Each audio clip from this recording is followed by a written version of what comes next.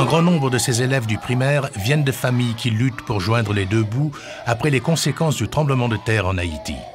Les temps sont encore durs ici, 2 ans après un séisme dévastateur qui a anéanti des vies, des foyers et détruit des bâtiments, y compris cette école à Port-au-Prince qui depuis a été reconstruite. L'école est située dans un milieu, donc là on trouve des couches défavorisées, les parents qui sont des chômeurs ou bien leurs revenus sont très limités. Donc quand ce programme arrive ici à l'école, donc ça a donné l'occasion à un grand nombre d'enfants de fréquenter l'école.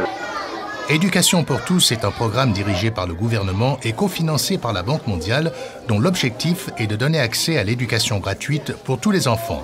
À présent, plus de 405 000 élèves haïtiens bénéficient de ce programme. C'est un soulagement énorme pour les parents aux moyens limités qui déclarent que l'exemption de frais de scolarité libère le peu d'argent qu'ils ont, leur permettant ainsi d'acheter ce qui leur est essentiel, tel que la nourriture et le loyer. Moi-même, parce qu'elle bon, bien bon mettre la caille et puis servir en façon que moi-même. C'est important pour Haïti parce qu'il y a pile par Haïti pas de famille.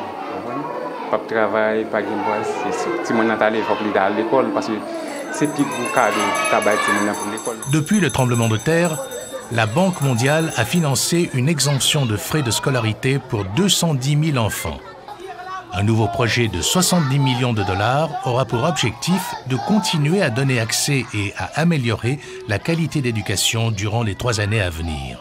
Actuellement, les chiffres précis, nous avons 1221 écoles et dans 8 départements qui en fait participent au programme de subvention. Ça comprend en fait la subvention à l'écolage, donc les frais que les parents devraient défrayer pour permettre aux enfants d'aller à l'école. De plus, le projet offre un repas chaud quotidien à 70 000 enfants des plus démunis.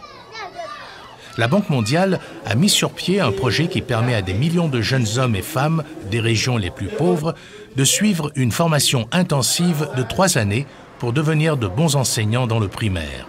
Maintenant, l'AFIA en forme un petit peu plus de 1500, ce qui fait que, avec l'AFIA, il y a environ 2000 enseignants qui sont formés par année.